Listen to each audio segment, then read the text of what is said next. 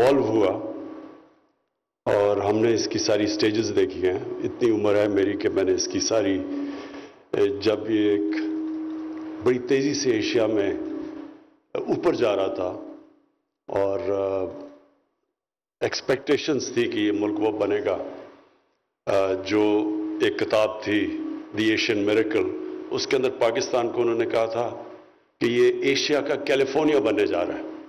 اور پھر ہم نے اس کی جو زوال بھی دیکھا کہ وہ ملک جس سے جو سب کانٹیننٹ میں سب سے آگے تھا، سب اکنامک انڈیکیٹرز میں 1990 تک پاکستان سب سے آگے تھا، اور پھر ہم نے سب سے پیچھے جاتے دیکھا. اس کی میں اگر کئی وجوہات ہیں، مین وجہ کہ ہم اپنے پوٹینشیل پہ نہیں سکے، وہ میں ایک ہی چیز پہ پوائنٹ آؤٹ کرتا ہوں، رول آف لا. جب آپ کے ملک میں رول آف لا نہیں ہوتا، فرق ہی قوموں میں رول آف لا ہے. اگر آپ غریب ملکوں کو دیکھیں تو غریب ملکوں کی وسائل کی وجہ سے نہ ہونے کی وجہ سے غربت نہیں ہے. رول آف لا کرٹیکل چیز ہے جس کی وجہ سے ایک معاشرے میں سویلائزیشن بھی آتی ہے، میریٹوکریسی آتی ہے، اوپر آتا ہے، اور پھر ڈیموکریسی بھی اسی ملک میں پراسپر کرتی ہے جدھر رول آف لا ہے. اگر رول آف لا نہیں ہے تو آپ الیکشن کروائیں تو وہی وار لارڈز اور طاقتور اور کرمنلز اوپر آ جائیں گے. تو پری کنڈیشن ڈیموکریسی کی ہوتی ہے کہ رول آف لا ہو، وہ روکتا ہے اس طرح کے کرمنلز کو اوپر آنے کے لیے. اور یہ جو کرپشن ہے، یہ ایک سمٹمز ہے رول آف لا نہ ہونے کے لیے. تو اور ساری بھی جو ڈیولپنگ ورلڈ ہے وہ پیچھے کرپشن کی وجہ سے ہے، اور کرپشن ایلیٹ کی. تو میں اس لیے اس کو ویلکم کرتا ہوں کہ جو چیز لیکنگ ہے ہمارے ملک میں وہ ہے ریسرچ. اور ریسرچ کی جو سب سے بڑی خوبی ہوتی ہے، اوریجنل تھنکنگ آتی ہے ایک معاشرے میں. وہ آپ اوریجنل تھنکنگ لا ہی نہیں سکتے جب تک آپ کے پاس ریسرچ نہ ہو اور پھر وہ ڈیبیٹ کر کے اپنے تھاٹ پروسیس کو آگے لے کے جائیں. جب آپ کے ملک میں ریسرچ نہیں ہوتی تو پھر آپ سیکنڈ ہینڈ نالج باہر سے آتی ہے، آپ کسی اور لوگ آپ کو ڈیفائن کرتے ہیں بجائے آپ اپنے آپ کو ڈیفائن کریں.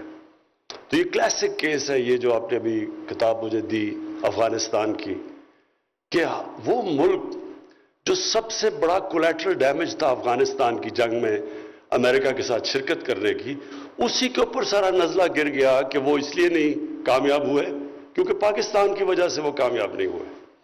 اور وہ ملک جو اتنی قربانی دی اس نے اس جنگ میں شرکت کر کے، کسی ملک میں 80,000 لوگ کیجولٹیز نہیں ہوئی جنہوں نے امریکہ کی الائنس میں شرکت کی. کسی ملک میں اس طرح کے 30-40 لاکھ لوگ انٹرنلی ڈسپلیسڈ نہیں ہوئے، اور جو اکانومی کا لاس ہوا وہ اوور $100 بلین تھا. لیکن اس کے باوجود آپ پچھلے 10-15 سال کے اخبار اٹھا کے دیکھیں، 12 سال کے، جو بھی مغرب اخبار ہوتا تھا کسی نے پاکستان کو کریڈٹ نہیں دیا اس کا، بلکہ بدنامی ہوئی کہ ڈبل گیم کھیل رہے ہیں اور یہ کر رہے ہیں اور وہ کر رہے ہیں، جبکہ غلطیاں ساری وہ کر رہے تھے اور وہ سارا اسکیپ گوٹ پاکستان بن رہا تھا. اور کیوں پاکستان میں ہم اس کو صحیح معنی میں جواب نہیں دے سکے؟ کیونکہ یہاں کوئی مجھے نظر ہی نہیں آئے کہ کوئی لیڈرشپ کو کوئی تھنک ٹینک کوئی فیڈ کر رہا ہے، کوئی بتائے کہ پاکستان کا اس میں کیجولٹی تو پاکستان بن گیا تھا اس جنگ کی. وہ ایکسپیکٹ کر رہے تھے کہ پاکستان جتائے گا ان کو جنگ، اور پاکستان خود اپنے آپ کو بچا رہا تھا جو پاکستان کے اندر جس طرح کی تباہی میں تھی.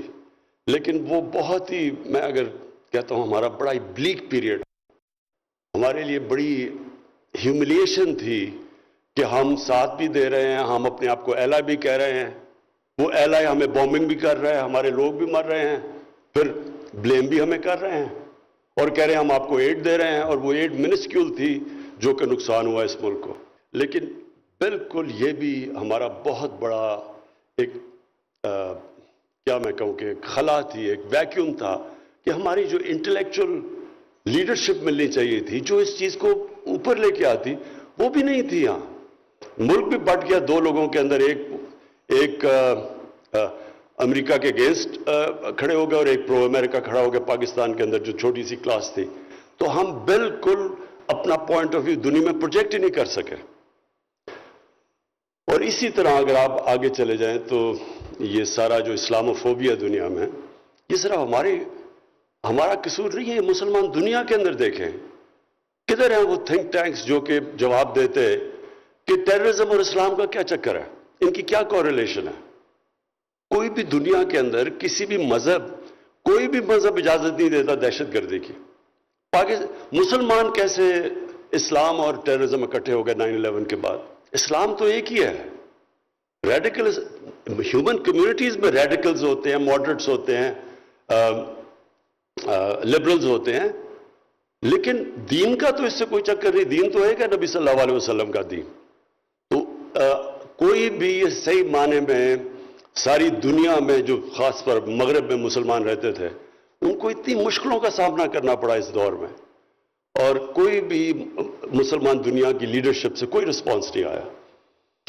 اور ابھی بھی میں سمجھتا ہوں کہ جو ہندوستان کر رہا ہے اس وقت، جو ہندوستان کو وہ ڈیموکریسی بھی کہتے ہیں اور اس کے ساتھ کوئی ویسٹرن ملک اس کو کوئی تنقید ہی نہیں کرتا جس طرح کی حرکتیں کر رہا ہے ہندوستان، اب جو کشمیر میں کر رہا ہے. آپ سوچ لیں کہ جو کشمیر میں اگر یہ اور کوئی ملک کر رہا ہوتا تو کتنا شور مچنا تھا. تو اس میں بھی پھر مسلمان دنیا میں اگر ہمارے تھنک ٹینکس ہوتے کم از کم اس کو اٹھاتے ہیں اس چیز کو، تو وہ بھی ہماری بڑی بدقسمتی ہے کہ جس طرح کی ریسسٹ گورنمنٹ آئی ہوئی اور جس طرح کی فیشسٹ پالیسی ہیں اس کی، جو وہ اپنی مائنورٹی سے کر رہے ہیں، اور خاص طور پہ پھر سے جو وہ کشمیر میں کر رہے ہیں. لیکن انفارچونیٹلی ہماری مسلمان دنیا میں ایسے تھنک ٹینکس نہیں ہیں جو کہ پروجیکٹ کر سکے اس چیز کو. میں یہ بھی سمجھتا ہوں کہ جو آپ نے نیشنل سیکیورٹی کی بات کی، نیشنل سیکیورٹی ہم سب جانتے ہیں کہ صرف اب تک ہم ساری کانسنٹریشن ہماری ملٹری کے اوپر تھی، but actually national security all encompassing چیز ہے، اور اس کے اندر کبھی بھی نیشنل سیکیورٹی آپ کی ہو ہی نہیں سکتی جب تک ایک انکلوسو گروتھ نہ ہو. کوئی بھی ملک سیکیور نہیں ہو سکتا جدھر اگر چھوٹا سا طبقہ امیر ہوتا جائے اور جو نیچے لوگ ہیں وہ پیچھے رہ جائیں. کوئی ملک سیکیور نہیں ہوتا اس سے، بلکہ وہ بھی ملک سیکیور نہیں ہوتا جدھر ایک علاقہ ڈیولپ ہو جائے یا 2-3 شہر ڈیولپ ہو جائیں اور باقی جو ملک ہے وہ پیچھے رہ جائے یا صوبہ پیچھے رہ جائے. یہ ہمیشہ یہ ہوتا ہے انتشار کا کاز. آپ کے ملک کے اندر جب بھی وائلنس ہوتی ہے کہ کوئی لوگ کھڑے ہو جاتے ہیں، وہ اس لیے ہوتے ہیں کہ ان ایکول ڈیولپمنٹ ہوتی ہے، نا انصافی ہوتی ہے. تو یہ نیشنل سیکیورٹی کا یہ بھی بہت بڑا ایشو ہے کہ ہم ایکویٹیبل انکلوسو ڈیولپمنٹ کیسے کر سکیں، یہ بھی بڑا امپورٹنٹ ہے. اور پھر جو ہیومن ڈیولپمنٹ ہے اس کے اوپر بھی بہت امپورٹنٹ ہے کہ آپ کی اس کے اوپر توجہ ہو. میں یہ چاہتا ہوں کہ آپ ہائی لائٹ کریں کہ جو ہمارا یہ 3 tiered سسٹم بن گیا ہے. یہ دیکھیں نا، اگر ہمارے پاس صحیح تھنک ٹینکس ہوتے، ریسرچ ہوتی، تو اس کے اوپر تو کوئی کامنٹ کرتا کہ تھوڑے سے بچوں کو آپ انگلش میڈیم ایجوکیشن دے رہے ہیں، پھر اردو میڈیم ہے، پھر دینی مدرسے ہیں، اور پھر ہم سمجھتے ہیں کہ اس کا فال آؤٹ نہیں آئے گا پاکستان میں. ہم جب یہ انتہا پسندی دیکھتے ہیں تو اس کے پیچھے تو جائیں. جب انتہا پسندی ہوتی ہے، ایک چھوٹا سا وہ جو 2 طرف آ گیا نا، ایک طرف انگلش میڈیم ایجوکیشن آ گیا، بیچ میں اردو میڈیم اور ادھر دینی مدرسے، 3 پیرلل سسٹم چل رہے ہیں. اور یہ جب میں جب پڑھتا تھا تو 4-5 انگلش میڈیم سکول تھے، باقی سارے اردو میڈیم تھے. وہ بجائے ہم اس کو کلونیل ایجوکیشن سسٹم کو ٹھیک کرتے ہیں، ہم نے اور اس کے اندر ڈسٹورشن لے آئے. اب لینگویج سکولز بن گئے انگلش میڈیم جن کے اندر بھی طبقے ہیں، اور وہ جو اردو میڈیم جو انٹلیکچوئل پروڈیوس کرتا تھا وہ اور اس کا سٹینڈرڈ بالکل نیچے چلا گیا ہے. اور پھر تیسری طرف جو دینی مدرسے ہیں، کسی نے نہیں سوچا کہ ان کو کاپٹ کرے اپنے نیشنل نوکریاں ان کو کیسے ملیں گی، کسی نے یہ نہیں سوچا. تو یہ جو سسٹم اس لیے ہوا کہ ہمارے ملک میں بدقسمتی سے کبھی بھی ریسرچ نہیں ہوئی ان چیزوں کے اوپر. ہم سیکنڈ ہینڈ ریسرچ کے اوپر گزارا کرتے رہے. جو باہر سے آ جاتا تھا اسے سب مان جاتے تھے کہ جی ہاں جی یہ تو वो फलाने इंग्लिश अखबार में लिखा गया तो ठीक होगा।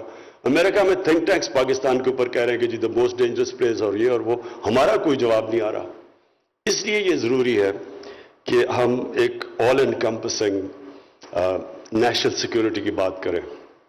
और इस तरह का जो आपका थिंक टैंक है मोईद, ये स्टार्ट है। मैं उम्मीद रखता हूँ कि पाकिस्तान में और भी इस तरह के क्वालिटी के थिंक टैंक्स बने जो कि फिर कम्पीट करें एक दूसरे से, पता चले कि कौन बेहतर रिसर्च कर रहा है, किसकी ज़्यादा अच्छे पेपर्स प्रोड्यूस हो रहे हैं, दुनिया में कौन उसकी क्रेडिबिलिटी किसकी है।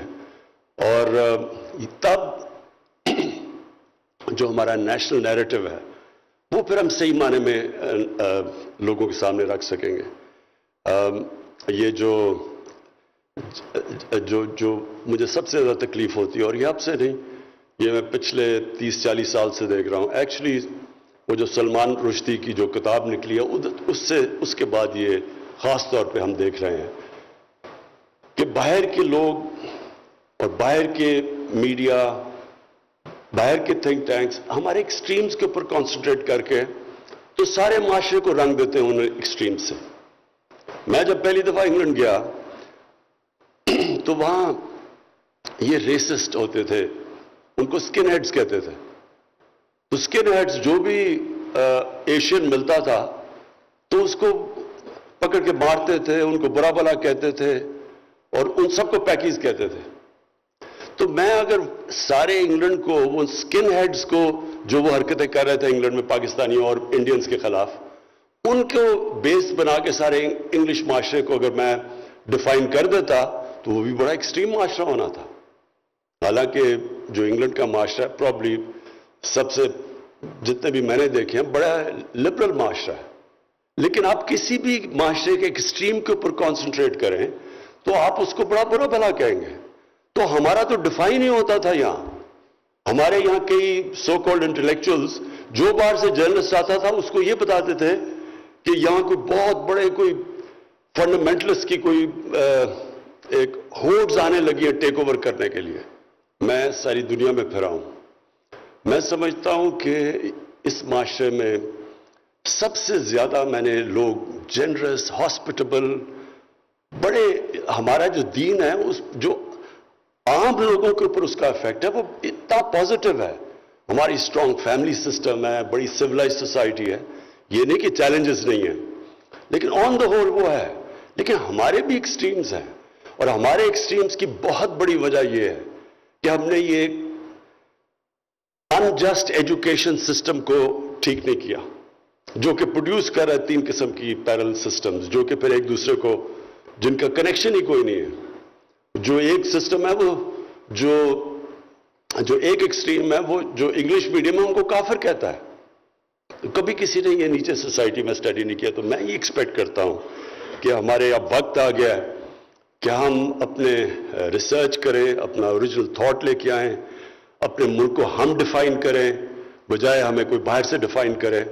और जितना जितना आपकी टैंक्स की क्रेडिबिलिटी बढ़ती जाएगी उतनी हमारे लिए दुनिया में आसान होगा कि अपने आप को पाकिस्तानी को डिफाइन करें। और सबसे जो प्रॉब्लम्स फेस करते हैं वो ओवरसीज पाकिस्तानीज हैं।